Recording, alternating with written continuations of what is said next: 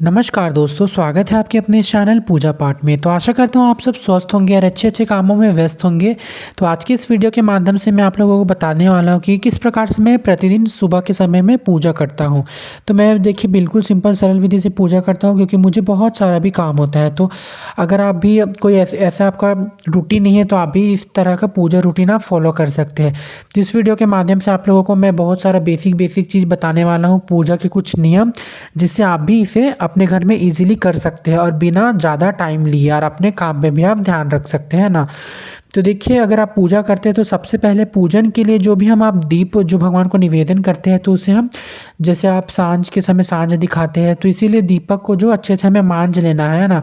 जितना भी भगवान का भोग का थाल है, ग्लास है, जितना भी भगवान का जो है ना, जो भी बर्तन है जो भगवान का पूजा में हम उपयोग करते हैं वो सभी बर्तनों को हमें अच्छी तरह से धो लेना है। क्योंकि देखिए मन शुद्ध हो जाता है इसी तरह ऐसे ना। तो आप देख सकते हैं मैंने साफ़ से यहाँ पे आप मैंने जो दीपक है उसे अच्छी तरह से मैं यहाँ पे मांज लिया हूँ और आप देख सकते हैं कितना चक-चक कर रहा है हमारा बर्तन भगवान जी वाला। तो देखिए जब भी मैं पूजा करता हूँ, चाहे मैं साँझ दिखाता हूँ, उस समय भी मैं दीपक को ज़रूर अच्छे से धो मांज लेता हूँ इस प्रकार से। मांजने से बहुत अच्छा होता है कि शुद्धिकरण हो जाता है सब चीज़ का, है ना? उसके बाद आप देख सकते हैं मेरे पास ये छोटा-सा आचमनी पात्र है जिससे मैं आचमनी करता हूँ और आप देख सकते हैं एक मेरे पास बड़ा-सा थाल है जिसमें हम अपने भगवान जी को स्नान करा देंगे। जितने भी हमारे पास भगवान का जो विग्रह है भगवान को अच्छे से हम वहाँ विराजमान करा कर के इस भगवान का स्नान करा देंगे। जैसे कि आज मंगलवार है तो मंगलवार के दिन हम अच्छे से भगवान के स्नान करा देंगे। उसके बाद फिर मैं यहाँ पे जो भी हम भगवान जी का जो प्लेट है सबको अच्छे तरह से मैं थाली को यहाँ पे सूखे वस्त्र से पोंछ लिया हूँ, गीला करके ऐसा नहीं पोंछना है ना। उसके बाद जो भी आप देख सकते हैं मैंने कल पूजा किया था भगवान जी का तो इसीलिए मैं यहाँ पे भगवान जी को गंगा जल में ही भिंगा करके साफ वस्त्र को अच्छे से मैं यहाँ पे सभी भगवान को अच्छे से साफ कर लूँगा। जितना भी भगवान का श्रृंगार टीका है सबको अच्छे से मैं साफ कर लूँगा ताकि मैं नया श्रृंगार भगवान का अच्छे से कर सकूँ। तो आप सब देख सकते हैं मैंने अच्छी तरह से भगवान जी को गंगा जल से पोंछ लिया है। अगर आपके पास टाइम है, सफिशिएंट टाइम है आपके पास तो आप भगवान जी का प्रतिदिन स्नान करा सकते हैं अच्छी तरह से, है ना? उसके बाद अब हमें दीपक को प्रज्वलित करना है तो आप देख सकते हैं मैंने पहले ही यहाँ पे भगवान जी का थाल अच्छे से विराजमान कर दिया है, इसी पे हमें दीपक को प्रज्वलित करना है। तो देखिए मेरे पास ये धूपदानी भी है और एक मेरे पास दीपक है। मैं चांदी का ही मतलब कि पीतल का ही दीपक व्यवहार करता हूँ, है ना? तो इसीलिए मैं अच्छी तरह से अब दीपक को हमें अच्छे से सजा लेना है। तो आप देख सकते हैं हमें दीपक को प्रज्वलित करने के लिए आप प्रतिदिन चाहे सुबह पूजा करें या फिर आप शाम शाम के संध्या के समय आप पूजन करें, तो आपको चावलों का आसन अवश्य रूप से मतलब भगवान के यहाँ पर दीपक प्रज्वलित करने से पहले आपको रखना है। उसके बाद आप देख सकते हैं मैंने यहाँ पे दीपक को विराजमान कर दिया। उसके बाद फिर आप देख सकते हैं मैंने जो धूप दीपक है, पूजन स्टार्ट करने से पहले मैं ही धूप दीपक प्रज्वलित कर लेता हूँ। अगर आप कोई अलग नियम से करते हैं तो आप ज़रूर इस वीडियो के नीचे कमेंट में आप ज़रूर मुझे बता दीजिएगा कि आप किस प्रकार से करते हैं पूजन, है ना? तो इस प्रकार से मैं पहले धूप दीप प्रज्वलित कर लिया हूँ। उसके बाद दोस्तों अब हम भगवान जी को यहाँ पे पुष्प स्नान करा देंगे। तो देखिए बहुत सारे हमारे भगवान जी का तस्वीर है तो हम उन्हें स्नान तो नहीं करा सकते, इसीलिए मैं अच्छी तरह से यहाँ पे भगवान जी को पुष्प स्नान करा लिया हूँ। पुष्प स्नान कराने के बाद जैसे कि मैंने आपको पहले ही बताया कि आज मंगलवार का दिन है, तो मंगलवार और शनिवार के हर दिन ये 2 दिन मैं बजरंग बली का अच्छे से स्नान अभिषेक करा करके उनकी पूजा करता हूँ। क्योंकि ऐसा माना जाता है कि बजरंग बली को इन 2 दिनों में पूजा करने से जितना भी आपका शनि दोष है जितना भी सब खत्म हो जाता है और भगवान बजरंग बली की असीम कृपा आप सब पे बनी रहती है। तो इसीलिए मेरा ऐसा ही नियम है, मैं इसी प्रकार से पूजन करता हूँ। बजरंग बली को मैं मंगलवार और शनिवार के दिन अच्छे से स्नान अभिषेक करा देता हूँ। अगर मेरे पास पंचामृत का सामान होता है तो कभी-कभी मैं उनसे भी भगवान को अच्छी तरह से स्नान करा देता हूँ। तो स्नान कराने के बाद मैंने सूखे वस्त्र से बजरंग बली को यहाँ पे पोंछ लिया है। पोंछने के बाद मेरा ये नियम है कि मैं भगवान जी को चमेली का तेल अर्पित करता हूँ। मैं इत्र अर्पित नहीं करता, मैं चमेली का तेल ही भगवान जी को अर्पित करता हूँ क्योंकि भगवान को बहुत ज़्यादा प्रिय है चमेली का तेल, है ना? साथ ही साथ आप देख सकते हैं मेरे बजरंगबली कितने चमकने लगे एकदम। भगवान भी एक अलग सा ही भगवान जब स्नान करते हैं तो चमक आ जाता है। कितने प्यारे हमारे बजरंग बालाजी महाराज लग रहे हैं। तो उसके बाद फिर आप देख सकते हैं जो ये ऑरेंज कलर का जो सिंदूर आता है जो कि बजरंगबली को अर्पित करते हैं, वही सिंदूर मैं बजरंग बली के लिए लेकर के आया हूँ, है ना? तो इससे भगवान बहुत सारे लोग भक्त लोग चोला भी चढ़ाते हैं, तो मैं भी चढ़ाता हूँ। मतलब कि बहुत विशेष त्योहार पे मैं बजरंग बली को पूरा एकदम चोला चढ़ाता हूँ, बहुत अच्छा लगता है मुझे, है ना? तो इस प्रकार से आप देख सकते हैं मैंने भगवान जी का श्रृंगार कर लिया। कितने प्यारे हमारे बजरंगबली लग रहे हैं, आप देख सकते हैं कितने चमक रहे हैं, एकदम बहुत प्यारे लगते हैं हमारे बजरंगबली। उसके बाद फिर हम बजरंगबली को यहाँ पे विराजमान कर दिए उनके स्थान पर।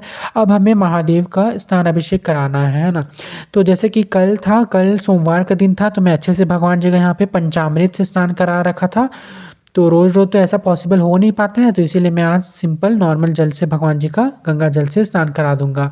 तो इस प्रकार से मैं प्रतिदिन महादेव का स्नान कराता हूँ, क्योंकि अगर आपके घर में शिवलिंग है रखे हुए हैं, तो आपको उनका प्रतिदिन अभिषेक ज़रूर करना है, क्योंकि महादेव एक लोटा जल से ही अत्यधिक प्रसन्न हो जाते हैं। तो मैं जो कल का श्रृंगार मैंने भगवान जी पे किया हुआ था, मैं उसे अच्छी तरह से साफ़ कर लूँगा, ताकि जो कल कल के दिन जो भी श्रृंगार है सब अच्छे से छूट जाए और मैं नया श्रृंगार भगवान के ऊपर कर सकूँगा। इसीलिए मैं अच्छे से भगवान जी को यहाँ पे श्रृंगार कर ले रहा हूँ। तो इसी विधि से अगर आप भी चाहते हैं तो आप भी शिवलिंग की सेवा कर सकते हैं। इसमें कोई बड़ा कुछ नियम नहीं होता है। आप अपने भाव के अनुकूल भगवान जी की सेवा आराधना कर सकते हैं, या फिर अगर आप चाहें तो आप भी अपने घर पे न्यू शिवलिंग ला करके उनकी सेवा पूजा कर सकते हैं अच्छी प्रकार से, है ना। तो इस प्रकार से मैं यहाँ पे भगवान जी को अच्छे से स्नान करा दे रहा हूँ, भगवान का मंत्र जपते हुए। फिर हमें महादेव को भी साफ वस्त्र से पोंछ लेना है। ध्यान रहे कि भगवान जी में अगर आप पंचामृत से स्नान कराते हैं तो किसी तरह की भी चिपचिपाहट ना रहे। भगवान जी को स्नान कराने के बाद भगवान जी को साफ वस्त्र से हमने पोंछ दिया। उसके बाद फिर मैं यहाँ पे चमेली का जो इत्र होता है वो महादेव को प्रतिदिन लगाता हूँ, क्योंकि देखिए महादेव को इत्र की सेवा करने से विशेष फल की प्राप्ति मानी जाती है। इसीलिए मैं यहाँ पे भगवान जी को प्रतिदिन इत्र की सेवा ज़रूर कर देता हूँ इस प्रकार से। तो देखिए हमारे महादेव कितने चमक रहे हैं, एकदम इनमें चमक ही एक अलग से है।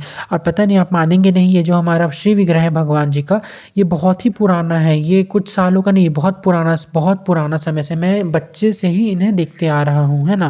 तो इस प्रकार से मैंने यहाँ पे चंदन का श्रृंगार महादेव को कर दिया है। बहुत प्यारे हमारे भोलेनाथ लग रहे हैं। उसके बाद आप देख सकते हैं मैंने यहाँ पे पुष्प स्नान करा दिया है सभी भगवान जी को। पुष्प स्नान कराने के बाद अब हमें क्या करना है, सबसे इम्पोर्टेंट, अब हमें भगवान जी को लाल चंदन होता है, लाल चंदन और चंदन से हमें भगवान जी को टीका लगाना है। तो अगर आपके पास रोली चंदन या फिर अगर लाल चंदन आपके पास हो तो लाल चंदन से आप प्रतिदिन भगवान जी का टीका कर दीजिए। तो इस प्रकार से आप देख सकते हैं मैंने माता रानी को अच्छे से यहाँ पे लाल चंदन का टीका लगा दिया है। सभी भगवान जी को मैं चंदन का सेवा कर दिया हूँ। इस प्रकार से कितने प्यारे हमारे सभी भगवान लग रहे हैं। देखिए माता सरस्वती, माँ लक्ष्मी, दुर्गा माता, देखिए कितनी प्यारी हमारी मैया लग रही है।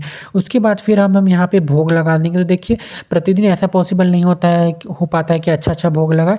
भगवान जी तो जल बतासा में भी बहुत प्रसन्न हो जाते हैं, तो इसीलिए आज के लिए बताशा मैंने यहाँ पे सिंपल ही रखा हुआ है। उसके बाद फिर अब हम यहाँ पे धूप दिखा देंगे भगवान को अच्छे से। तो मैं देखिए पहले भगवान जी को अच्छे से यहाँ पे धूप दिखा दे रहा हूँ, सभी भगवान का नाम लेते हुए, लक्ष्मी जी, गणेश जी, फिर हमारे जो लक्ष्मी नारायण जी है, जो कि हम बहुत अच्छे से हम उनकी पूजा प्रतिदिन करते हैं। उसके बाद फिर माँ सरस्वती की अच्छे से हम पूजा कर लेंगे। फिर जो हमारे यहाँ की देवड़ी माता है उनकी भी पूजा करेंगे। साथ ही साथ जो हमारी माँ जगजननी, माँ भगवती, माँ आद्य शक्ति को अच्छी तरह से हम यहाँ पे धूप दिखा देंगे।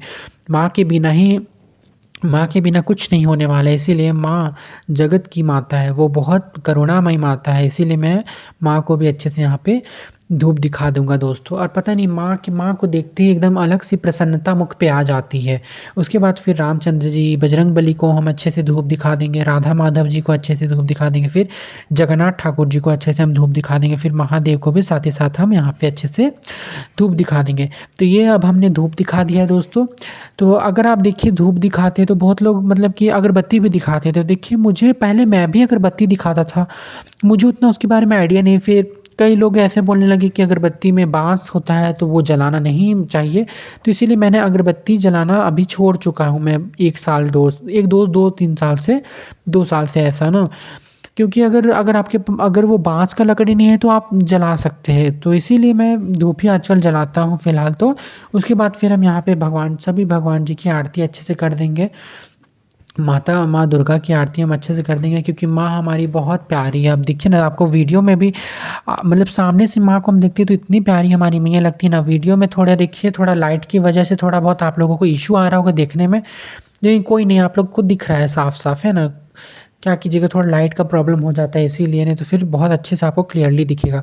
उसके बाद फिर हम आरती कर दिए हैं। आरती करने के बाद फिर हम यहाँ पे उसके बाद फिर हम सब भगवान को अच्छे से आरती दे देंगे। तो देखिए मैं प्रतिदिन पाठ करता हूँ, दुर्गा चालीसा का ही मैं पाठ करता हूँ और माँ भगवती की मैं रेगुलर चालीसा का पाठ ज़रूर करता हूँ। तो आप हनुमान चालीसा का पाठ करते हैं तो आप वो भी कर सकते हैं, लेकिन आप डेली बेसिस पे कुछ ना कुछ तो भगवान जी का कोई भी पुस्तक अवश्य रूप से पढ़ें। उसके बाद फिर आप देख सकते हैं मैं यहाँ पे लेकर के आया हूँ कपूर। अब हम कर्पूर आरती पहले कर लेता हूँ मैं, उसके बाद फिर मैं आप लोगों से बात करता हूँ ना। तो देखिए कर्पूर बहुत ज़्यादा पॉजिटिव वाइब आपके इन्वायरमेंट में दे देता है। तो इस प्रकार से मैंने यहाँ पे कर्पूर आरती कर लिया। उसके बाद फिर हम यहाँ पे 3 बार आचमनी कर देंगे, मतलब आरती को शांत कर देंगे इस प्रकार से। तो आपको भी इसी प्रकार से आरती को आचमनी से शांत कर देना है। उसके बाद फिर हम घंटा बजा लेंगे अच्छी तरह से, है ना? क्योंकि पूजा के आखिरी में भी घंटा बजाना चाहिए अच्छे से। घंटा बजा देने के बाद आपके पास अच्छे से आप घंटी बजा दीजिएगा भगवान जी को। घंटी बजा लेने के बाद देखिए बहुत लोगों के पास होता है शंखनाद है, तो देखिए मेरे पास भी एक शंखनाद है, तो मैं ये भी बजाता हूँ पूजा करने के बाद, है ना? तो इसी प्रकार से आपको पूजा करना है। आशा करता हूँ आपको वीडियो अच्छा लगा होगा, और वीडियो अच्छा लगा हो तो लाइक शेयर कमेंट ज़रूर कर दीजिएगा। देखिए मैं बिल्कुल सिंपल सरल विधि से इसी प्रकार से पूजा करता हूँ भगवान जी का। और अगर आपसे कुछ भी अगर आपको डाउट होगा तो आप मुझे कमेंट कर ज़रूर पूछ सकते हैं। और अगर मुझसे भी कोई गलती हो गया होगा तो मुझे भी क्षमा कीजिएगा और मुझे ज़रूर बताइएगा। तो आशा करता हूँ आपको वीडियो अच्छा लगा होगा। इसी प्रकार से मुझे सपोर्ट करते रहिए और मुझे कमेंट में अवश्य रूप से बताएं कि आपको कौन सा किस टॉपिक पे नेक्स्ट वीडियो चाहिए। ऐसे मेरा बहुत सारा वीडियोज़ अभी आने वाला है। तो धन्यवाद।